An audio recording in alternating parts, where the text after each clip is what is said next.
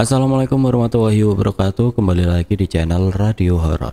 Untuk kisah kali ini saya akan membawakan sebuah kisah yang diambil dari Wattpad dari tulisannya Cikumoya. Sebuah kisah yang berjudul Rumah Dinas. Dan sebelum kita masuk ke ceritanya, tekan dulu tombol like video ini dan jangan lupa tekan juga tombol subscribe channel ini. Dan nyalakan juga lonceng notifikasinya agar tidak ketinggalan cerita-cerita lainnya dari channel ini. Dan buat teman-teman yang ingin membaca langsung ceritanya, nanti silahkan saja kunjungi linknya yang nanti akan saya sertakan di kolom deskripsi. Dan seperti apa untuk kisah kali ini? Langsung saja kita masuk ke ceritanya. Rumah itu bukan hanya rumah dinas. Di dalamnya menyimpan pekat atas banyak darah yang dipaksa tumpah. Mawar merah tidak sempat reka. Mira memasukkan helai demi helai baju ke dalam koper, memastikan tidak ada yang tertinggal. 2 tahun ke depan Mira akan menghabiskan waktunya di desa Rantruk, desa yang jauh dari keramaian kota. Tolong kamu siapkan keperluan lainnya mas, selimut, obat-obatan, semuanya jangan lupa dibawa. Pinta Mira sembari mengecek ulang barang bawaan.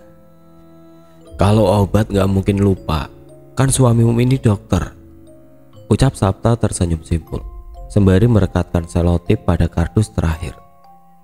Ah, benar juga, gumam Mira dengan mimik sendu. Kita hanya 2 tahun loh, gak akan lama. Nanti kamu juga akan terbiasa.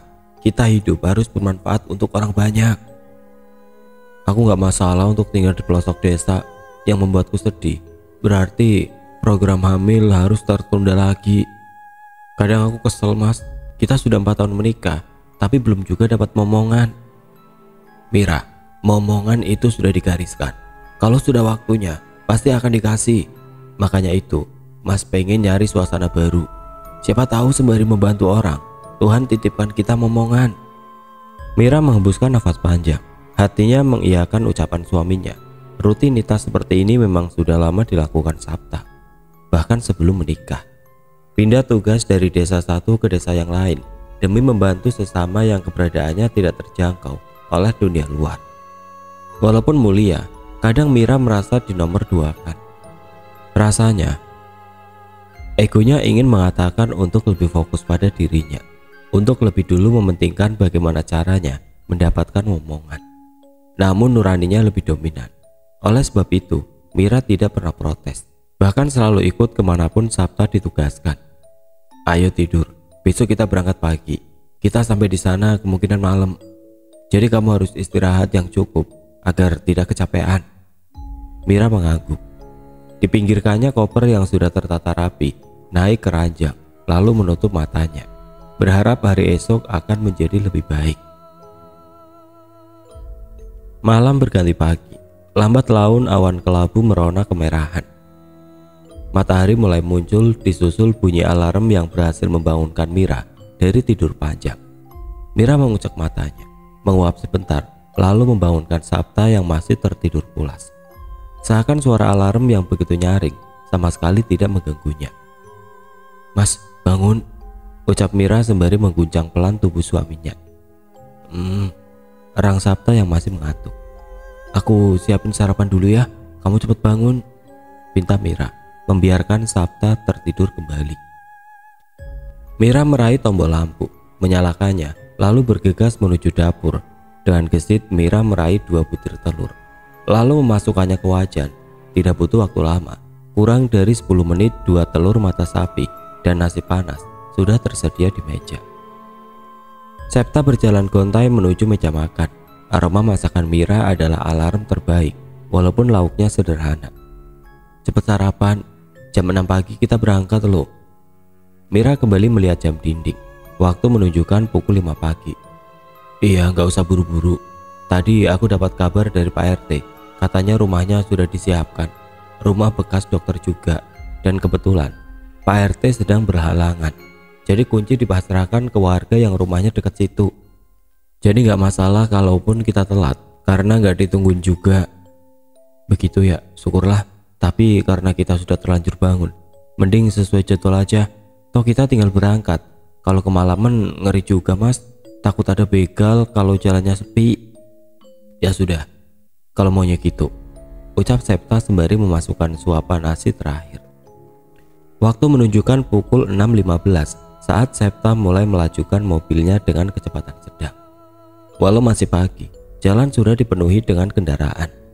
Bau knalpot juga membumbung, menyaru dengan udara pagi yang semestinya segar. Nanti kalau di desa nggak ada bau knalpot lagi, nggak ada lampu merahnya, nggak ada macet, terus orangnya ramah-ramah, gumam Septa sembari melirik Mira.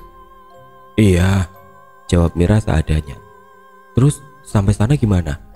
Kan nggak bisa dilewatin mobil jalannya, imbu Mira. Ini pertanyaan yang Mas tunggu-tunggu. Dari kemarin kamu masa bodoh terus sih. Iya deh, jadi gimana? Jadi nanti mobil dititipkan di rumah warga. Mas udah nyuruh Asep buat ngambil mobilnya besok. Nah, kita ke desanya naik dokar. Kamu belum pernah naik dokar kan? Jelas Septa. Belum sih, tapi kan malam Mas. Masa naik dokar? Kenapa? Takut ya? Ledek Septa melihat Burat khawatir pada wajah istrinya. Aku lebih takut sama begal Mas. Aman kok Mir. Sebenarnya Mas maunya naik motor. Tapi kalau naik motor kan kamu dibonceng orang. Ya kalau goncengnya pelan. Kalau ugal-ugalan gimana? Lebih aman naik dokar. Biar nanti barang-barangnya baru diangkut pakai motor. Ya udah kalau emang bagusnya begitu, jawab Mira. Walau khawatir, Mira tahu benar Septa pasti memikirkan yang terbaik yang bisa mereka pilih. Riuh perkotaan lambat laun digantikan hening pedesaan. Suara jangkrik samar-samar terdengar tatkala langit mulai kemerahan. Senja melukis langit dengan sempurna saat Septa menghentikan mobilnya pada warung bambu di pinggir jalan.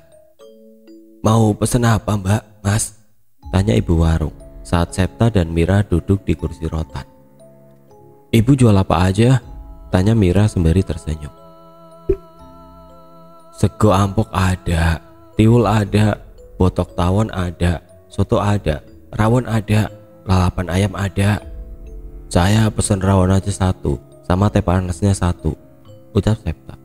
Mbaknya mau makan apa?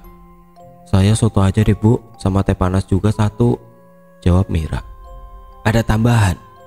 Itu aja dulu Bu, jawab Septa membuat ibu warung bergegas membuatkan pesanan. Mira menghirup aroma pedesaan dalam-dalam. Bau tanah yang membaur dengan bau tanaman membuatnya nyaman. Apalagi dengan suasana sejuk yang jauh dari sesaknya kendaraan. Bagian inilah yang paling Mira rindukan saat menemani suaminya bertugas. Mulai menikmati kan? Tanya Septa melihat senyum Mira yang kembali merekah. Iya, tapi kamu harus janji kalau sepulang dari desa aku belum hamil. Kamu gak boleh nunda buat program hamil. Kamu juga harus nolak kalau dipindah tugaskan di pelosok desa, pinta Mira sungguh-sungguh. Iya, jawab Septa sungguh-sungguh. Monggo, ini sotonya, rawon sama 2 teh panas, ucap ibu warung menaruh pesanan Septa dan Mira di atas meja. Makasih Bu, jawab Septa dan Mira nyaris bersamaan. Sama-sama. Ngomong-ngomong Mbak sama Mas ini pada mau kemana? Tanya ibu warung. Saya mau ke desa Rantru Bu, jawab Septa sembari tersenyum. Oh, mending jangan ke sana malam-malam Mas, kesananya pagi saja, kata ibu warung mengingatkan. Besok saya harus tugas Bu, jadi harus sampai hari ini juga. Memang Mas kerja apa di sana? Saya dokter umum Bu. Oh ya sudah, monggo diteruskan, jawab ibu warung setengah kaget. Walau begitu tidak ada kata-kata lain yang keluar dari mulutnya. Ibu itu kenapa deh Mas? Kok kayak kaget gitu pas kamu bilang kamu dokter? Tanya Mira penasaran. Entahlah, mungkin karena jarang dokter yang ke desa itu.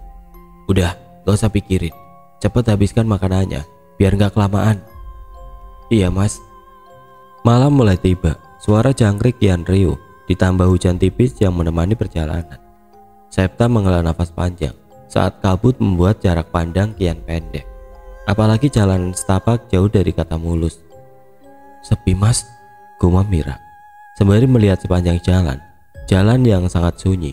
Kanan dan kiri jalan juga tidak ada rumah. Hanya pohon-pohon besar yang dapat Mira nikmati di sepanjang jalan.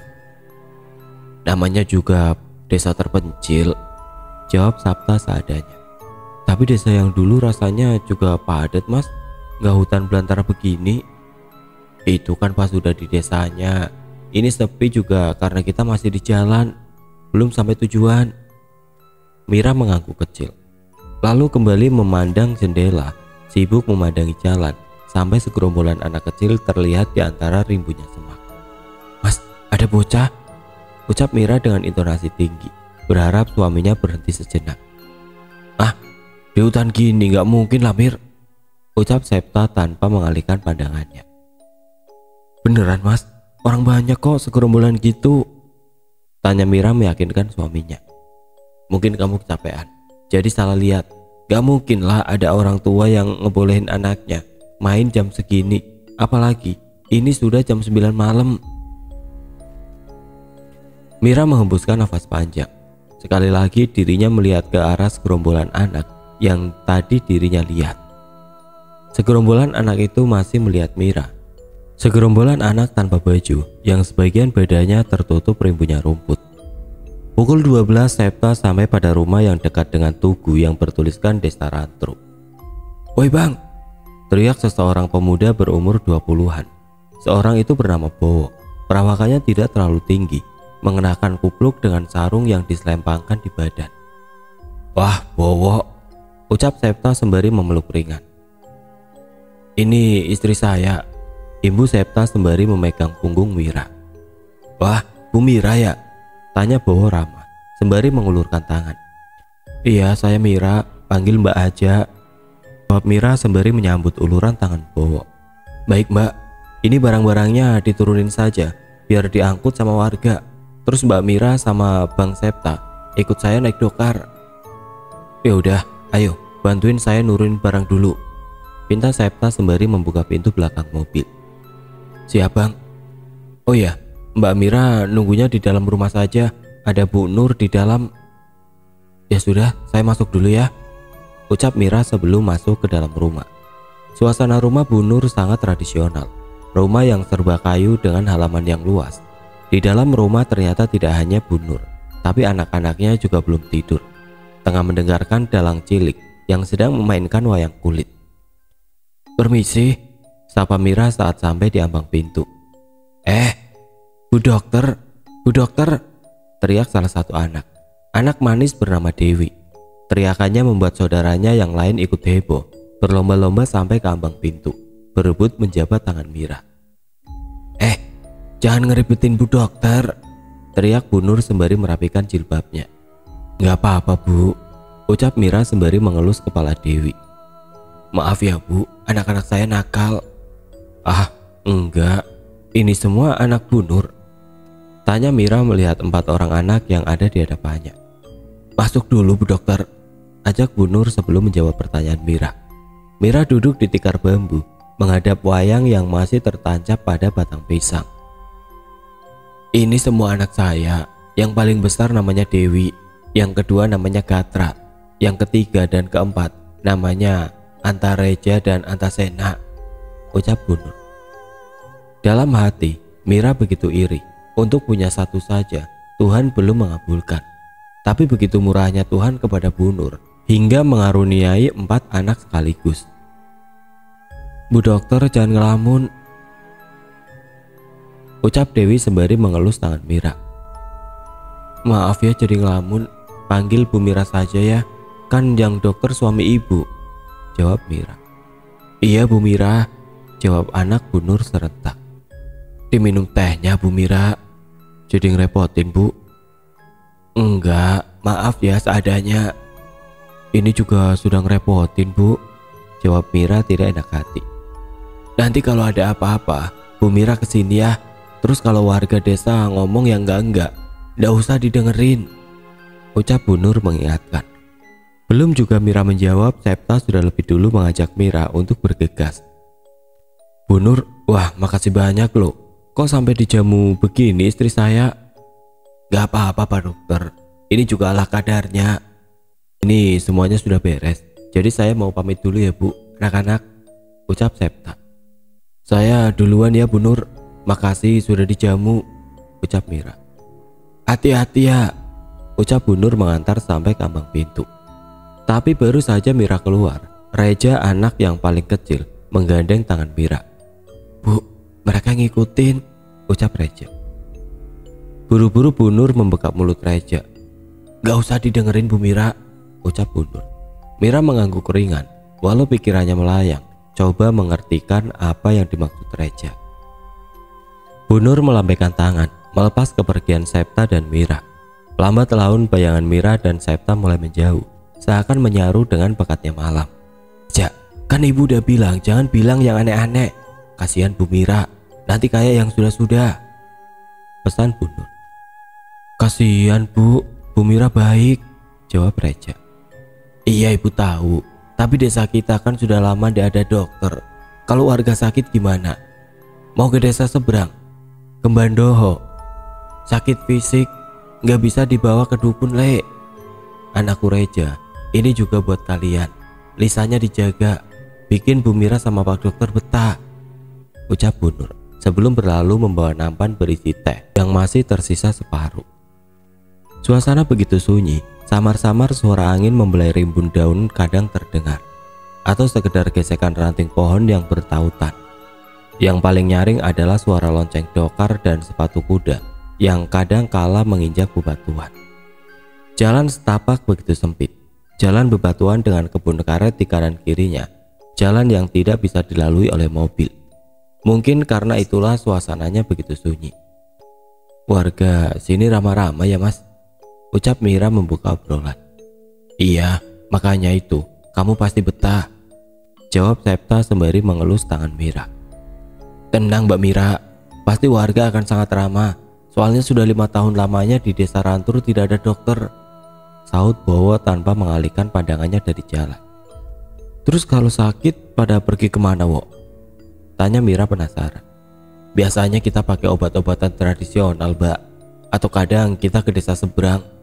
Ada tetua kampung yang tahu soal obat-obatan dan hal-hal berbau supranatural. Namanya Bandoho." "Bukannya bahaya ya Wok, kalau sakit fisik malah ke dukun?" Mira seakan tidak setuju. "Namanya juga kampung Mbak Mira. Kalau nggak percaya ke dukun, mau percaya ke siapa? Dulu juga di desa seberang sempat ada bidan, ahli gizi dan perawat. Hanya saja mereka nggak selamat. Entah apa yang mereka perbuat. Perawatnya jatuh ke jurang waktu perjalanan. Ahli gizi juga ditemukan sama warga dalam keadaan bisu. Dan yang satu lagi hilang dan belum ketemu sampai sekarang," terang Bowo panjang lebar. "Udah Wo, jangan dilanjutkan. Nanti istri saya malah nggak tenang," ucap Septa mengingatkan. "Waduh, maaf loh Mbak Mira, tapi tenang. Itu cerita dari desa Rawatelu, desa seberang, bukan desa Rantru," jelas Bowo gelagapan. "Nggak apa-apa kok Wo, kan saya tadi yang penasaran," jawab Mira ringan. Jawaban Mira memotong pembicaraan, membawa kembali sunyi yang panjang. Semua seakan sibuk dengan pikiran masing-masing, sampai tidak terasa dokar berhenti pada rumah kayu yang cukup bagus jika dibandingkan rumah warga yang lain. "Sudah sampai Mbak Mira dan Bang Septa. Ini kunci yang dititipkan Pak RT. Semua sudah disediakan, dari kasur sampai perabotan ala kadarnya. Semoga betah ya Mbak Mira dan Bang Septa. Kami mohon pamit, besok kita ketemu lagi buat penyuluhan," ucap Bowo berpamitan. "Ah, makasih banyak ya Wo, dan bapak-bapak yang sudah bersedia mengangkut barang-barang saya. Pokoknya saya sangat berterima kasih. Dan lagi, kalau ada yang perlu saya bantu, bisa ketuk rumah ini," ucap Septa ramah. Semuanya mengangguk, sembari tersenyum ramah. Setelahnya, mereka mulai beranjak pergi menyisakan Septa dan Mira yang masih terdiam di depan rumah kayu. Yang di depannya terdapat papan Dr. Septa Kusuma. Rumah itu melebar, seperti persegi panjang. Halamannya luas, dengan pohon mangga berukuran besar yang masih berdiri kokoh. Di samping dan kanan rumah tidak ada tetangga. Keadaan rumah dihimpit kebun kopi yang tengah berbunga, membuat aroma wangi menyeruak, menggelitik hidung.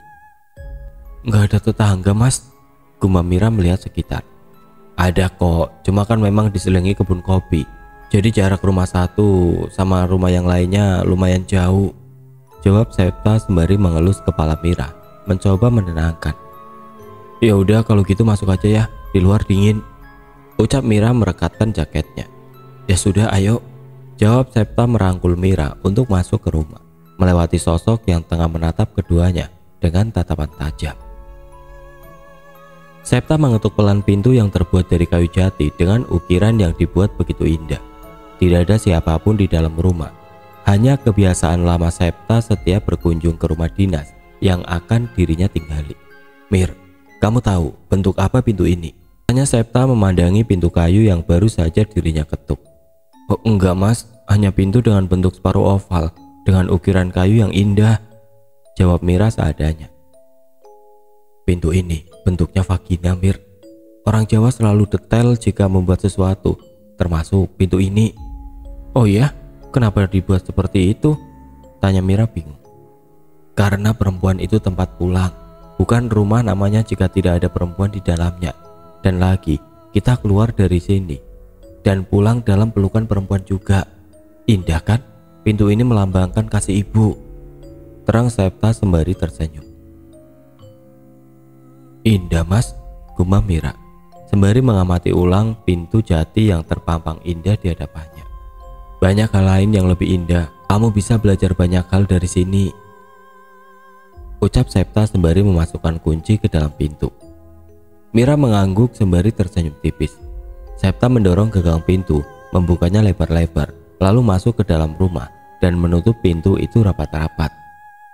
Mira mengamati rumah yang akan dirinya tempati 2 tahun yang akan datang. Kesan pertama adalah rumah yang cukup lenggang, tidak banyak sekat. Ruang tamu langsung terlihat saat pintu terbuka. Lantainya keramik putih polos dengan segala ornamen didominasi oleh kayu. Di samping ruang tamu ada ruangan kerja, sepertinya begitu. Melihat meja belajar yang di sampingnya terdapat lemari tua. Tidak hanya itu, ada satu kursi goyang yang letaknya menghadap pintu. Di belakang ruang tamu terdapat kamar tidur yang di dalamnya terdapat lemari dan ranjang besi yang dilengkapi oleh kelambu nyamuk. Warnanya serba putih, mengingatkan Mira pada ranjang rumah sakit tempo dulu. Sisa ruangan terakhir di depan kamar. Ruangan itu adalah dapur dan meja makan yang hanya bisa dipakai oleh 2 orang. Melihat hanya ada 1 meja kecil dan 2 kursi. Kamar mandinya di mana mas? Tanya Mira kebingungan. Mungkin di luar, ucap Septa meraih gagang pintu belakang. Loh, nggak jadi 1? Nyatanya kan nggak ada di rumah. Iya sih, ya udah, ayo coba kita lihat, ajak Mira sembari mengekor di belakang Septa. Suasana belakang rumah sangat luas, tanpa adanya penerangan. Yang terlihat hanyalah beberapa pohon pisang dan juga pohon salak. Ih, serem mas, gumam Mira merinding. Kan sama emas, itu kamar mandinya di ujung, ucap Septa sembari menunjuk bilik kecil yang tertutup pohon pisang. Ya ampun, kenapa sih bikin kamar mandinya jauh banget? Ya mungkin biar sekalian ngeliat kebun, jawab Septa ngasal. Mau pipis sekalian gak? Biar nanti tidurnya nggak kebangun, imbu Septa. Ya udah deh, mumpung ada temennya, jawab Mira yang kebetulan ingin pipis. Ya udah, ayo ditemenin. Septa berjalan lebih dulu, mengarahkan lampu HP ke jalan kecil yang terbuat dari susunan batu. Hati-hati, licin. Ini kayaknya nggak pernah dilewatin orang, lumutan gini, ucap Septa. Kan tadi Bowo bilang, terakhir ada dokter sekitar 5 tahun yang lalu. Jadi ya mungkin selama itu nggak ada orang yang tinggal di sini. Ya juga. Ya udah buruan masuk, mas tunggu di depan pintu, suruh Septa saat sampai di depan bilik bambu yang terlihat baru. Mungkin kamar mandinya sudah diperbaiki, tapi jalannya tidak.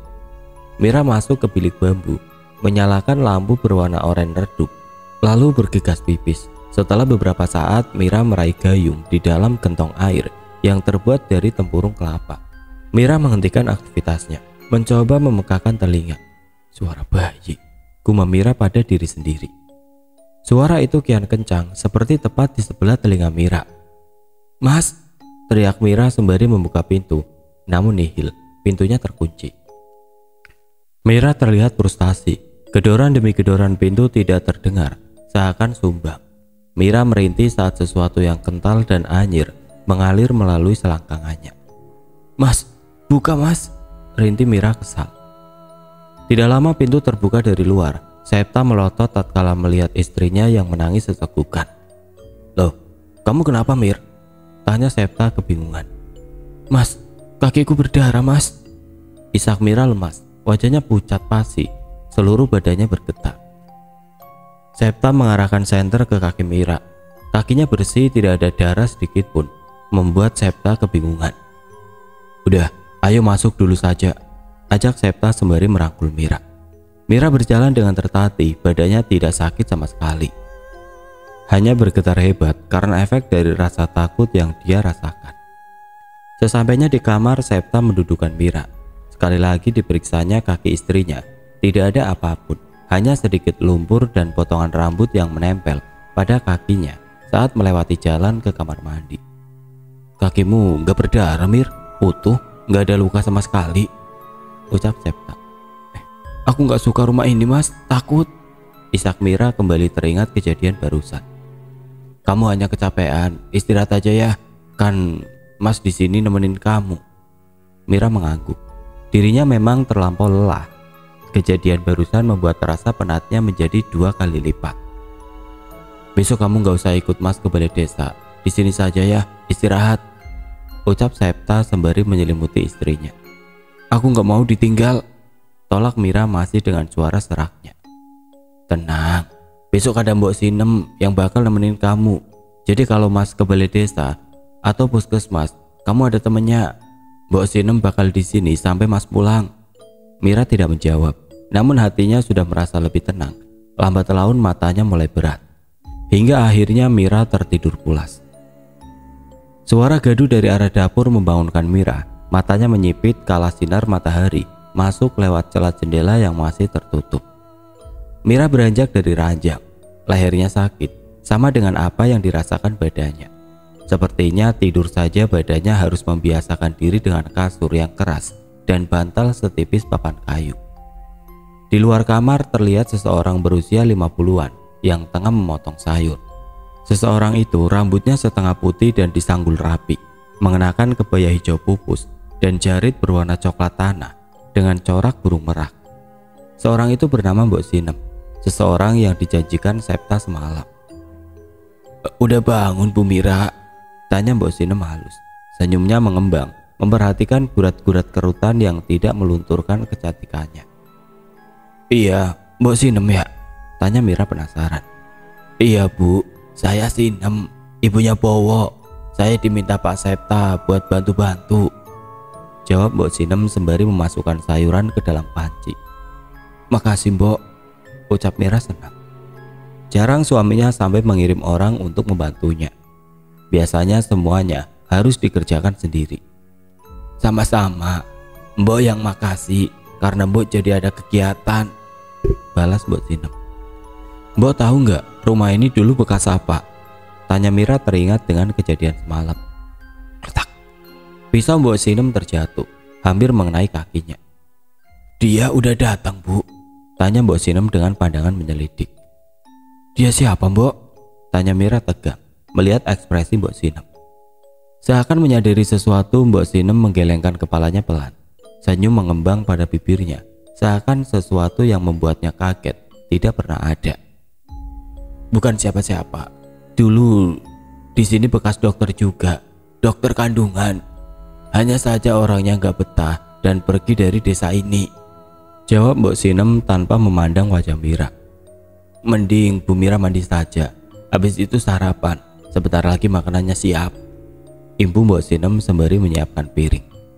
Angin berhembus pelan, membelai badan Septa yang tengah beradaptasi dengan rasa dingin. Padahal waktu sudah menunjukkan pukul 10 pagi, yang mestinya suasana harusnya lebih hangat. Namun tidak bisa dipungkiri, Septa begitu senang melihat antusiasi warga yang begitu besar. Balai desa yang luas kini penuh sesak, memperlihatkan hampir keseluruhan warga desa Rantru. Jadi Bapak dan Ibu, ini adalah Dokter Septa yang jauh-jauh dari kota untuk melayani warga desa Rantru. Beliau ini dokter umum. Selama di desa ini, beliau akan berada di puskesmas dari jam 8 sampai jam 3 sore. Selebihnya, beliau berada di rumah. Jadi untuk Bapak dan Ibu yang memiliki keluhan, monggo jangan sungkan-sungkan datang berobat ke Dokter Septa, jelas Pak Dharma selaku RT di desa Rantru. Warga mengangguk dengan senyum mereka menyambut hangat kedatangan Dr. Septa. Pertama-tama saya sungguh sangat-sangat berterima kasih atas antusias Bapak dan Ibu yang begitu besar.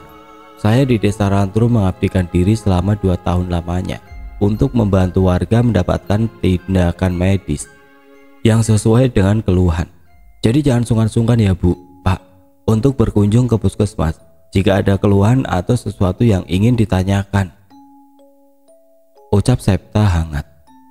Sekali lagi warga mengangguk, masih antusias mendengarkan penyuluhan yang Septa berikan. Bahkan saat membuka sesi pertanyaan pun banyak yang antusias bertanya. Namun saat sibuk menjawab pertanyaan warga, seseorang mencuri perhatian Septa. Seseorang itu adalah perempuan berambut gimbal, mengenakan kebaya berwarna merah kumal. Jarit seutas lutut berwarna putih bermotifkan bunga yang hampir tidak terlihat saking kotornya, dan bertelanjang kaki memperlihatkan goresan-goresan luka yang mulai bernanah. Ibu yang di sana perlu bantuan?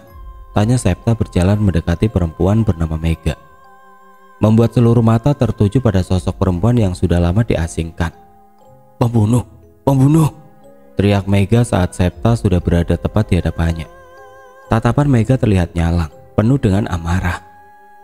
Tenang, saya mau bantu, ucap Septa lembut, mencoba menenangkan. Namun Mega malah semakin mendekat. Dengan sigap bawok yang dari tadi di dekat Septa membekap tubuh Mega yang terlihat ringkih. Tidak butuh banyak, 1 orang saja cukup untuk menghentikan langkahnya untuk mendekati Septa. Wah, tolong jangan kasar-kasar ya, pinta Septa.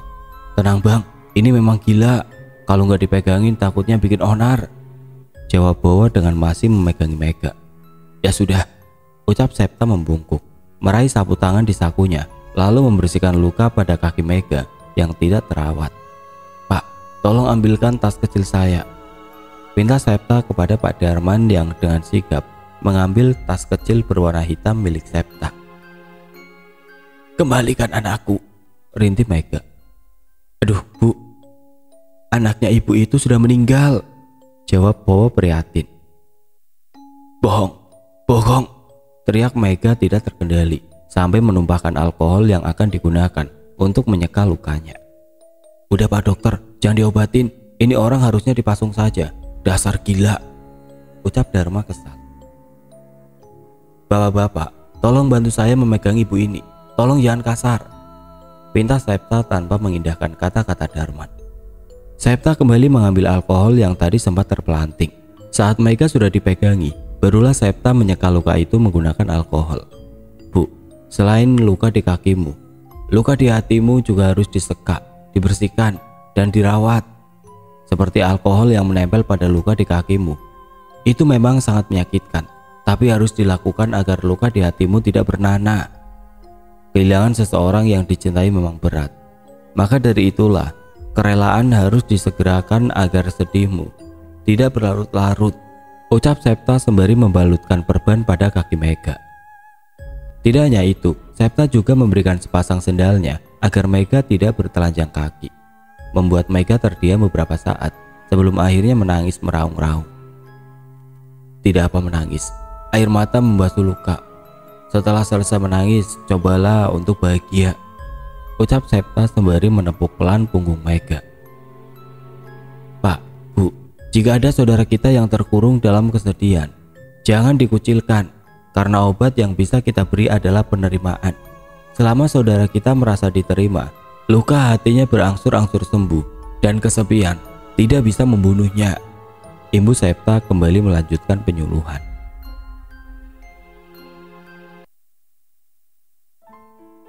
Oke teman-teman, sampai di sini dulu ceritanya. Nantikan kelanjutan kisah ini di video berikutnya. Agar tidak ketinggalan, klik tombol subscribe channel ini dan nyalakan lonceng notifikasinya. Wassalamualaikum warahmatullahi wabarakatuh.